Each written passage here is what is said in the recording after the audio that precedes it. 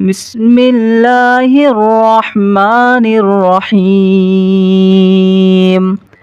الحمد لله الذي أنزل على عبده الكتاب ولم يجعل له عوجا قيما لينذر بأسا شديدا من لدنه ويبشر المؤمنين الذين يعملون الصالحات أن لهم أجرا حسنا ماكثين فيه أبدا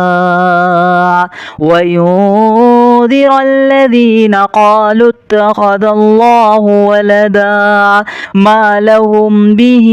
من علم ولا لآبائهم كبرت كلمة تخرج من أفواههم إن يقولون إلا كذبا فلعلك باخع نفسك على آثارهم إن لم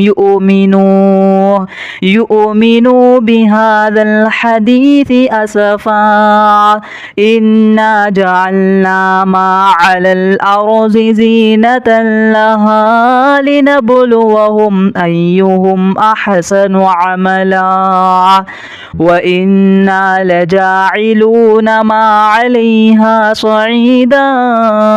جرزا أم حسبت أن أصحاب الكهف والرقيم كانوا من آياتنا عجبا إذ أوى الفتية إلى الكهف فقالوا ربنا آتنا من لدنك رحمة وهيئ لنا من أمرنا رشدا فضربنا على آذانهم في الكهف سنين عددا ثم بعثناهم لنعلم أي الحزبين أحصى لما لبثوا أمدا نحن نقص عليك نبأهم بالحق إنهم فتية آمنوا بربهم وزدناهم هدى وربطنا على قلوبهم إذ قاموا فقالوا ربنا رب السماوات والأرض لن ندعو من دونه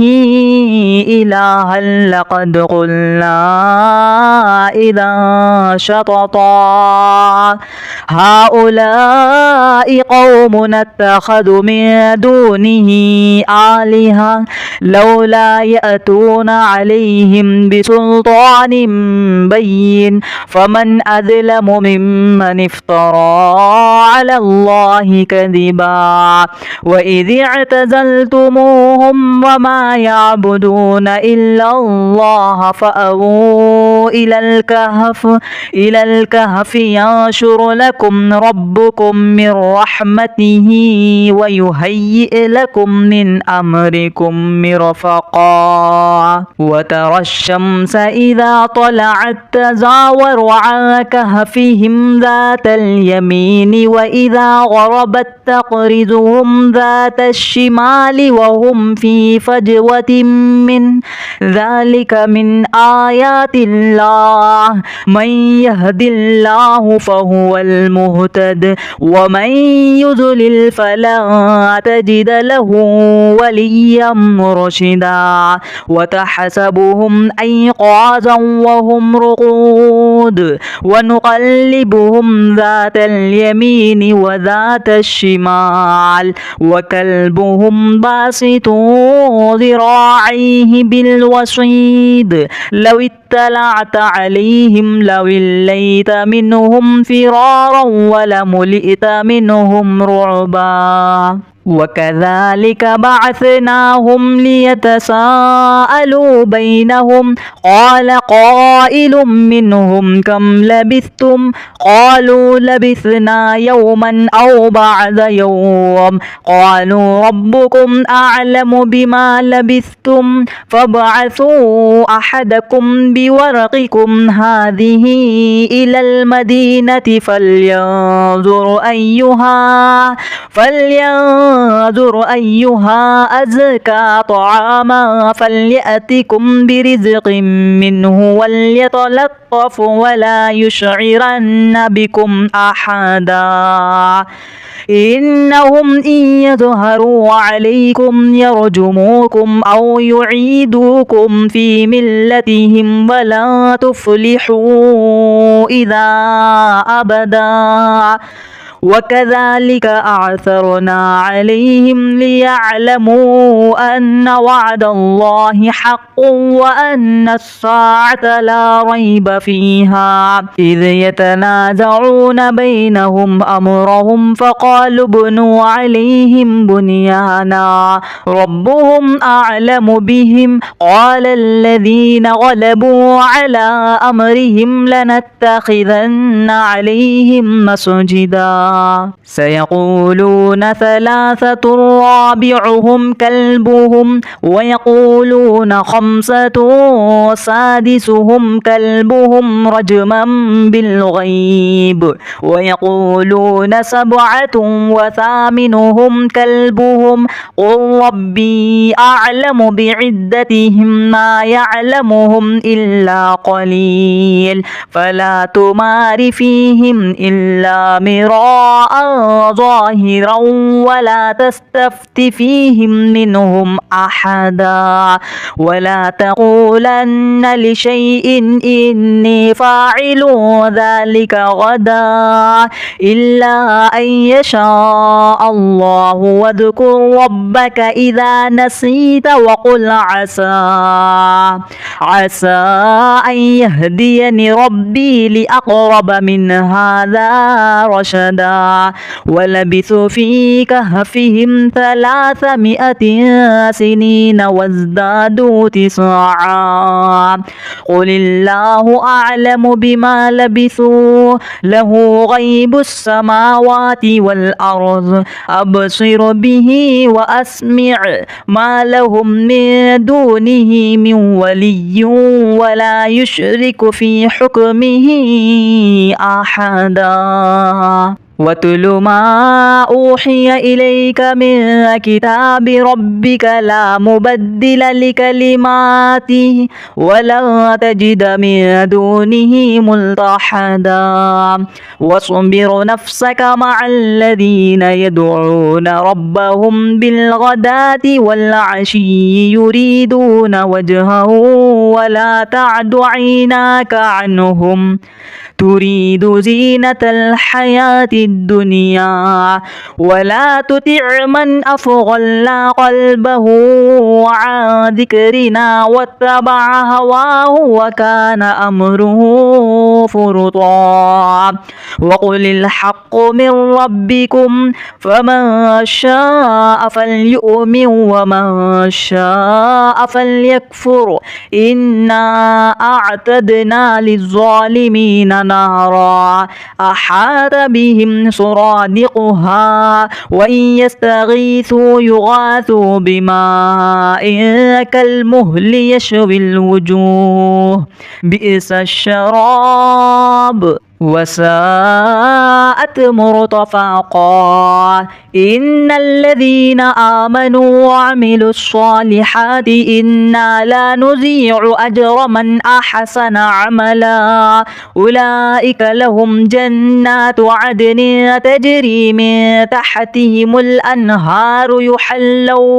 يحلون فيها من أساور من ذهب ويلبسون ثيابا خضرا من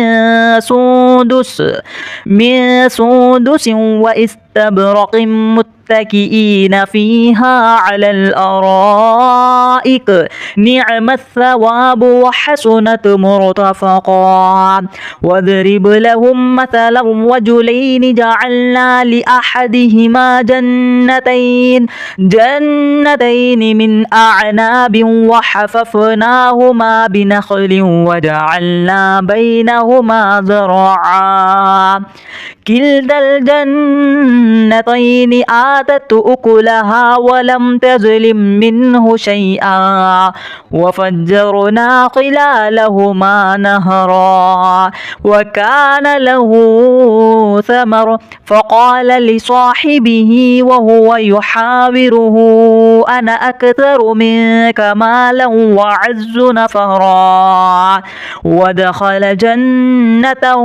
وهو ظالم لنفسه قال ما أظن أن تبيد هذه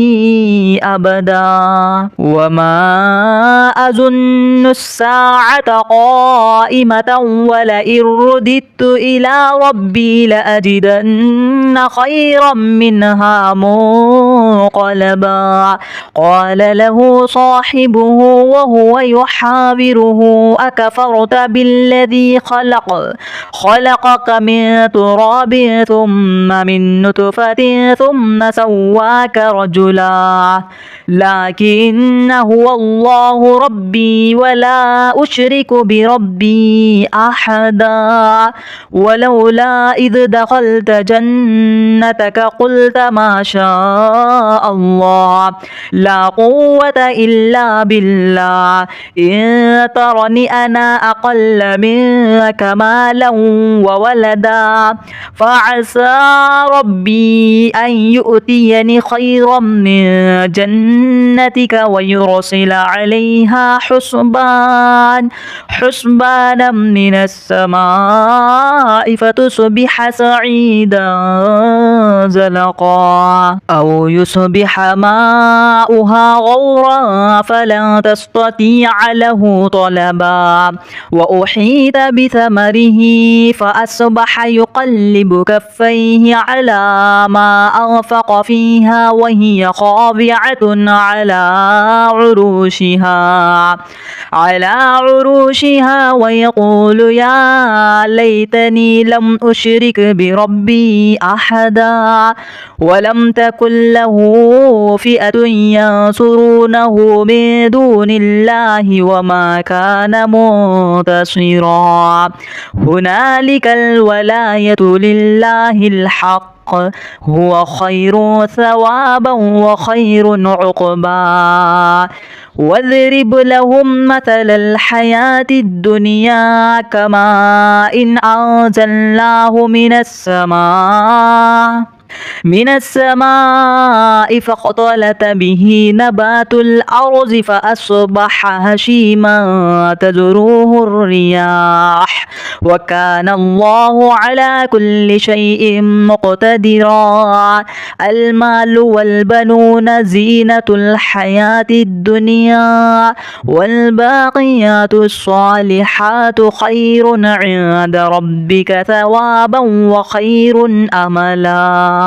ويوم نسير الجبال وترى الأرض بارزة وحشرناهم فلم نغادر منهم أحدا وعرضوا على ربك صفا لقد جئتمونا كما خلقناكم أول مرة بل زعمتم أن لن نجعل لكم موعدا ووزع الكتاب فترى المجرمين مشفقين مما فيه ويقول يا ويلتنا ما لهذا الكتاب لا يغادر صغيرة ولا كبيرة إلا أحصاها ووجدوا ما عملوا حاضرا ولا يظلم ربك أحدا وإذ قلنا للملائكة اسجدوا لآدم فسجدوا إلا إبليس كان من الجن ففسق عن أمر ربه أفتتخذونه وذريته أولياء من دوني وهم لكم عدو بئس للظالمين بدلا ما أشهدتهم خلق السماوات والأرض ولا خلق أنفسهم وما كنت متخذ المضلين عضدا ويوم يقول نادوا شركائي الذين زعمتم فدعوهم فلم يستجيبوا لهم وجعلنا بينهم موبقا ورأى المجرمون النار فظنوا أنهم مواقعها ولم يجدوا عنها مصرفا ولقد صرفنا في هذا القرآن للناس من كل مثل وكان الإنسان أكثر شيء جدلا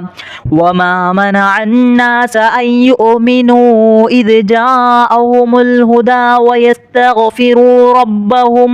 ربهم إلا أن تأتيهم سنة الأولين أو يأتيهم العذاب قبلا وما نرسل المرسلين إلا مبشرين ومنذرين ويجادل الذين كفروا بالباطل ليدحضوا به الحق واتخذوا آياتي وما أنذر هزوا ومن أظلم ممن ذكر بآيات ربه فأعرض عنها ونسي ما قدمت يداه إنا جعلنا على قلوبهم أكنة أن يفقهوه وفي آذانهم وقرا وإن تدعهم إلى الهدى فلن يهتدوا إذا أبدا وربك الغفور ذو الرحمة لو يؤاخذهم بما كسبوا لعجل لهم العذاب بل لهم موعد لن يجدوا من دونه موئلا وتلك القرى أهلكناهم لما ظلموا وجعلنا لمهلكهم موعدا وإذ قال موسى لفتاه لا أبرح حتى أبلغ مجمع البحرين أو أمضي حقبا فلما بلغ مجمع بينهما نسي حوطهما فاتخذ سبيله في البحر سربا فلما جاوز قال لفتاه آتنا غداءنا لقد لقينا من سفرنا هذا نصبا قال أرأيت إذ أوينا إلى الصخرة فإني نسيت الحوت وما أنسانيه إلا الشيطان أن أذكره واتخذ سبيله في البحر عجبا قال ذلك ما كنا نبغي فارتد على آثارهما قصصا فوجد عبدا من عبادنا آتيناه رحمة من عندنا وعلمناه من لدنا علما قال له موسى هل أتبعك على أن تعلمني مما علمت رشدا قال إنك لن تستطيع معي صبرا وكيف تصبر على ما لم تحط به خبرا قال ستجدني إن شاء الله صابرا ولا أعصي لك أمرا قال فإن اتبعتني فلا تسألني عن شيء حتى أحدث لك منه ذكرا. فانطلقا حتى إذا ركب في السفينة خرقها قال أخرقتها لتغرق أهلها لقد جئت شيئا إمرا. قال ألم أقل إنك لن تستطيع معي صبرا. قال لا تؤاخذني بما نسيت ولا ترهقني من عمري عسرا. فانطلقا حتى إذا لقي غلاما فقتله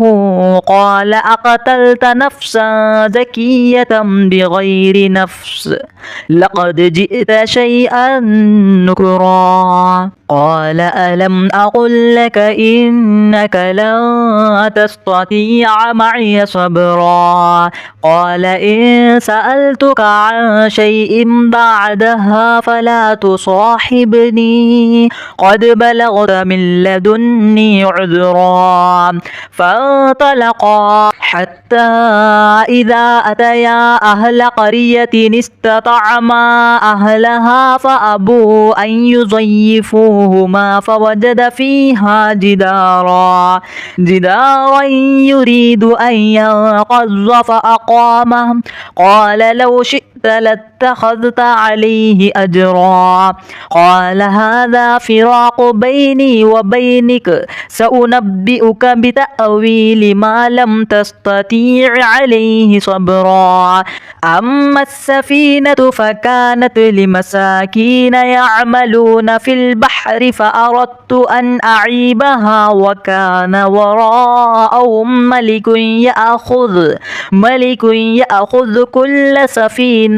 غصبا. وأما الغلام فكان أبواه مؤمنين فخشينا أن يرهقهما طغيانا وكفرا فأردنا أن يبدلهما ربهما خيرا منه زكاة وأقرب رحما. وأما الجدار فكان لغلامين يتيمين في المدينة وكان تحته كنز لهما وكان أبوهما صالحا فأراد ربك أن يبلغا أشدهما ويستخرجا كنزهما رحمة من ربك وما فعلته عن أمري ذلك تأويل ما لم تستطع عليه صبرا. ويسألونك عن ذي القرنين قل سأتلو عليكم منه ذكرا. إنا مكنا له في الأرض وآتيناه من كل شيء سببا فأتبع سببا حتى إذا بلغ مغرب الشمس وجدها تغرب في عين حمئة ووجد عندها قوما قلنا يا ذا القرنين إما أن تعذب وإما أن تتخذ فيهم حسنا. قال أما من ظلم فسوف نعذبه ثم يرد إلى ربه فيعذبه عذابا نكرا. وأما من آمن وعمل صالحا فله جزاء الحسنى وسنقول له من أمرنا يسرا. ثم أتبع سببا حتى إذا بلغ مطلع الشمس وجدها تطلع على قوم لم نجعل لهم من دونها سترا. كذلك وقد أحطنا بما لديه خبرا. ثم أتبع سببا حتى إذا بلغ بين السدين وجد من دونهما قوما لا يكادون يفقهون قولا. قالوا يا ذا القرنين إن يأجوج ومأجوج مفسدون في الأرض فهل هل نجعل لك خرجا على أن تجعل بيننا وبينهم سدا قال ما مكني فيه ربي خير فأعينوني بقوة أجعل بينكم وبينهم ردما آتوني زبر الحديد حتى إذا ساوى بين السدفين قال انفخوا حتى إذا جعله نارا قال آتوني أفرغ عليه قطرا فما استطاعوا أن يظهروه وما استطاعوا له نقبا قال هذا رحمة من ربي فإذا جاء وعد ربي جعله دكا وكان وعد ربي حقا وتركنا بعضهم يومئذ يموج في بعض ونفخ في الصور فجعلناهم جماعا وأعرضنا جهنم يومئذ للكافرين عرضا الذين كانت أعينهم في غطاء عن ذكري وكانوا لا يستطيعون سمعا